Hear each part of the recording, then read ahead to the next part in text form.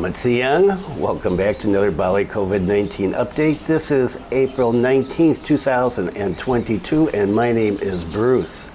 And what is the weather like today in Singaraja? It is windy, 21.4 kilometers per hour, and blowing things around on my balcony. 31.8 degrees Celsius, and the humidity 67%, and it is cloudy, but nice. I like it. Nice breeze. A lot to get in here, not a lot of segments, but a lot of information, and so let's get into it right off with the numbers. And the numbers down on new cases a little for both national and local, and deaths up just a little for both as well. National new cases 559, national recoveries 7,831, national deaths 37. Bali new cases we're down to 15. Bali recoveries 46 and Bali deaths 1. And so our numbers are looking good. And that is it for the numbers. We're going to get right off into the visa issue. So I said yesterday that I would cover the press release, and that is what I'm going to cover today. The wind just blew over my brooms. I am not going to go into the second home because there's no information out yet about it. No telling when it's going to come out, and the information I have is a year old. And so I'm just going to leave it because I'm not in a hurry to make speculation about what this is going to be. The way it originally came out, it was pretty expensive. And as you can see, if you looked at the video the other day with the price list, it's still pretty expensive.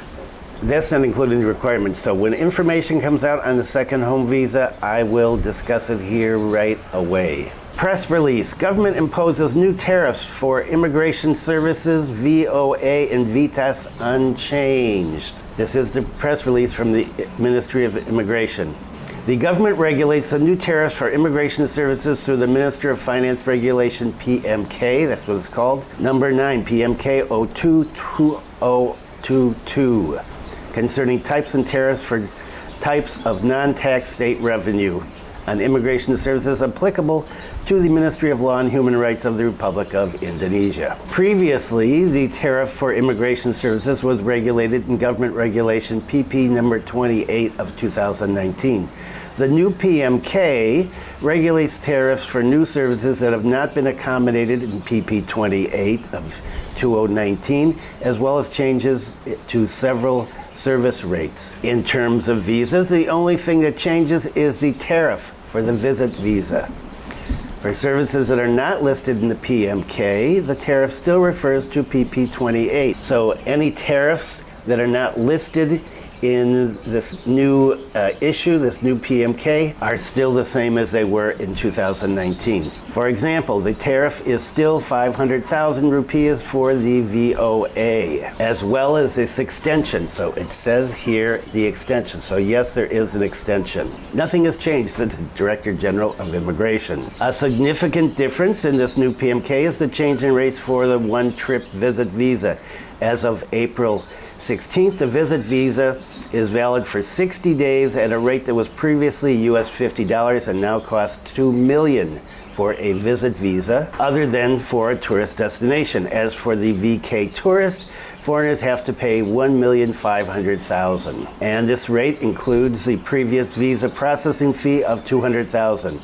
The good news is that the visit stay permit from this type of visa can be extended for the next 60 days at a cost of 2 million rupees. For the limited stay visa, the terms and rates do not change. They go by the old rules. Regarding the changes and new rules for resident permit service tariffs, Pak Widodo, the Director General, said, in this PMK, in addition to the pre-investment visit stay permit, ITK, which is not working yet, many regulations are also set regarding limited stay permits, VITAS, not in the context of working for a second home. As of April 16th, both have not been applied because the pre-investment visit visa and the VITAS for the second house have not yet been submitted. Okay, so the pre-investment is not ready yet, nor is the second home. The new second home VITAS is a new service, the same as ITK for pre-investment.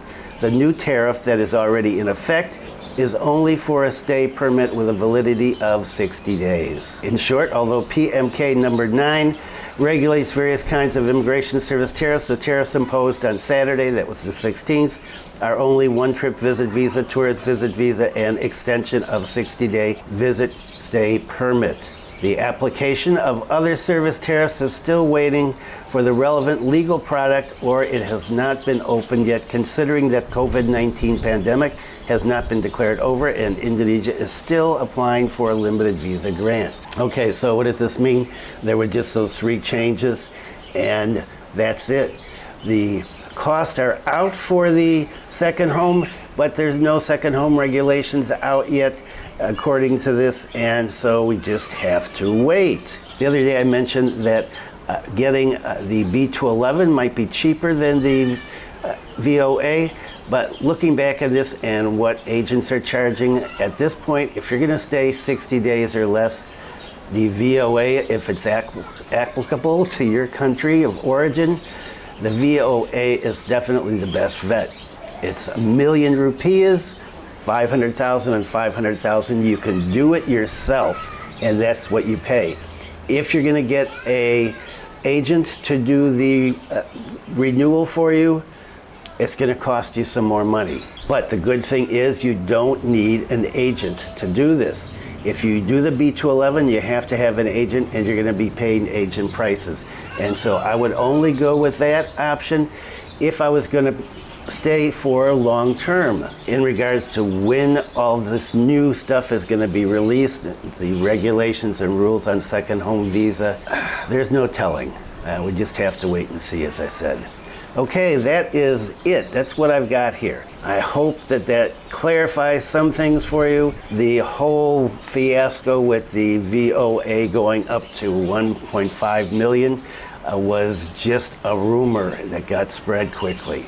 And I'm posting the images of the new fees again for you to see if you didn't see them the other day. That's all I'm going to say about that. If you got any questions, ask me, and I will try to answer them the best I can. But remember, I don't have a crystal ball. I can't see into the mind of the government. Okay, let's get on with the next segment.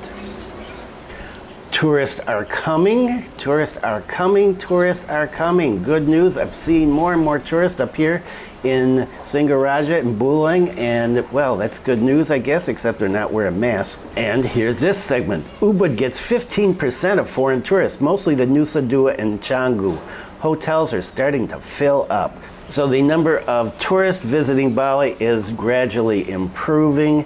Hotels and restaurants are opening up, shops are opening up. Out of the thousands of tourists that are coming to Bali, only about 15% go to Ubud. The chairman of the Indonesian Hotel and Restaurant Association, PHRI, Gianyar Adit Pandey, said he was pleased with the government's steps to make it easier for foreign tourists to visit Bali. He said there's been lots of tourist visits to Bali, and since the last 2 weeks, the average number of visits per day is 1,000 people.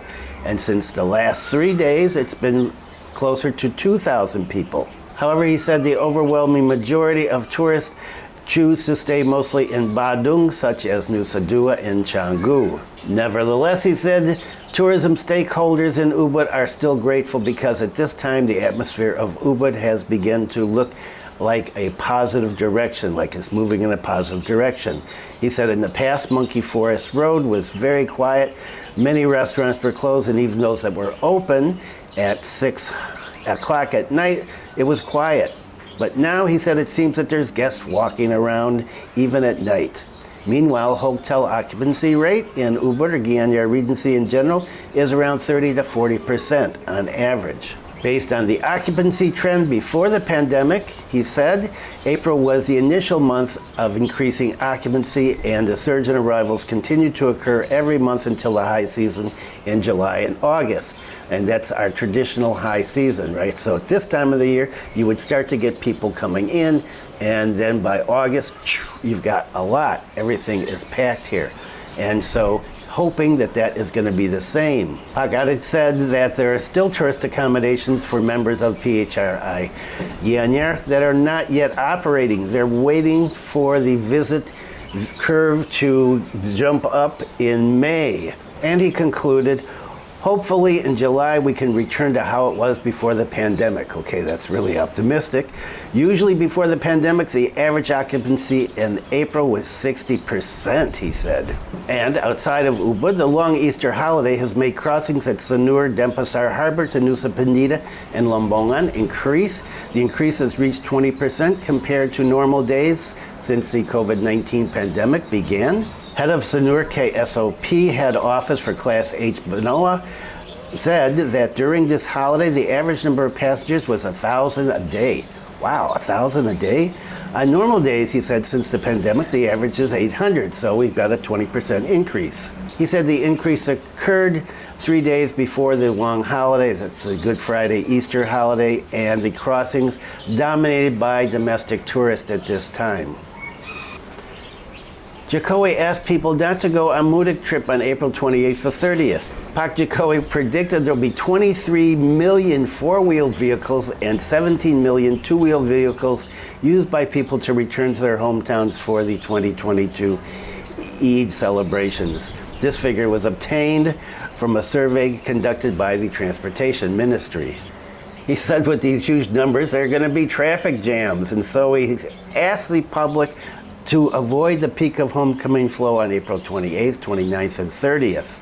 To anticipate vehicle density along the roads, the government has prepared a number of traffic policies, starting from the odd-even traffic system, the one-way traffic, and restricting trucks from entering toll roads. And Pak Jokowi said, if you can leave early and work it out with your job, leave early. And so that is it for today. Still good news on numbers, good news on the VoA still staying the same price and also being able to be extended for another 30 days for the same price. If you found this video helpful, useful, informative, amusing, non-irritating, please give it a thumbs up. And if you haven't subscribed, please consider subscribing. These short videos now are every day, Monday through Saturday, and a cooking video on Sunday. Thanks for viewing. Stay safe, be kind to someone today, and I will see you tomorrow.